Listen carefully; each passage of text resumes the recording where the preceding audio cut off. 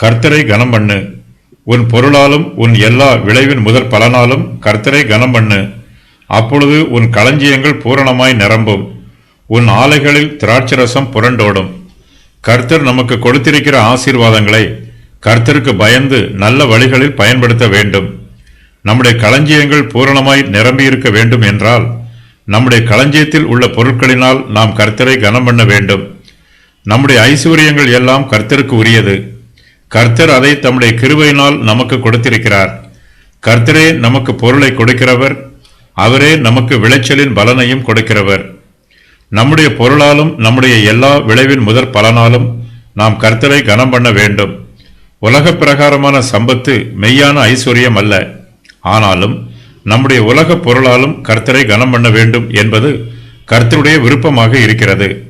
நம்முடைய உலக பிரகாரமான ஐஸ்வர்யங்களினால் நாம் கர்த்தரை கனம் பண்ணும்போது அந்த ஐஸ்வர்யம் நமக்கு ஆசீர்வாதத்தை தரும்.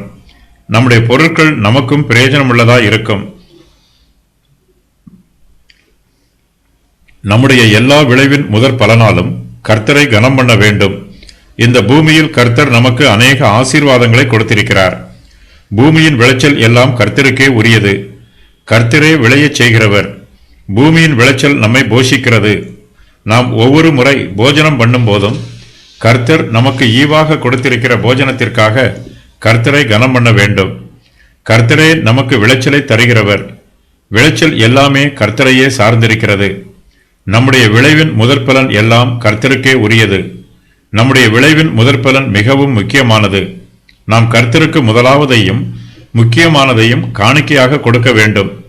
நம்மிடத்தில் எது உச்சிதமானதாக இருக்கிறதோ அதையே கர்த்தருக்கு காணிக்கையாய் கொடுக்க வேண்டும்.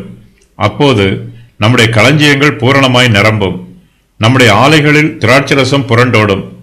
கர்த்தர் நமக்கு கொடுத்திருக்கிற ஆசீர்வாதங்களை பயன்படுத்த வேண்டும். அவற்றால் கர்த்தரை கனம் பண்ண வேண்டும். கர்த்தர் கொடுக்கிற ஆசீர்வாதங்களை ஒன்றுக்கும் பயன்படுத்தாமல் பார்வைக்கு ஒரு அழகு பொருளைப் போல அலங்கரித்து வைத்திருக்க கூடாது. தம்மை கனம் பண்ணுவதற்காகவே கர்த்தர் நமக்கு பொருள்களையும் விளைச்சல்களையும் கொடுக்கிறார். அவற்றை நாம் பயன்படுத்த வேண்டும் என்பதற்காகவே கர்த்தர் அவற்றை நமக்கு கொடுத்திருக்கிறார். கர்த்தர் கொடுத்திருக்கிற ஆசீர்வாதங்களை கர்த்தருடைய நாம மகிமைக்காக செலவு பண்ண வேண்டும். அதை யாருக்கும் பயன்படுத்தாமல் கர்த்தருடைய நாமத்தையும் கனம் பண்ணாமல் சும்மா வைத்திருப்பது கர்த்தருடைய பிரமாணத்தை மீறிய செயல். நாம் கர்த்தரிடத்தில் இருந்து பெற்றுக்கொண்டதை கர்த்தரை கனம் பண்ணுவதற்காக கொடுக்க வேண்டும்.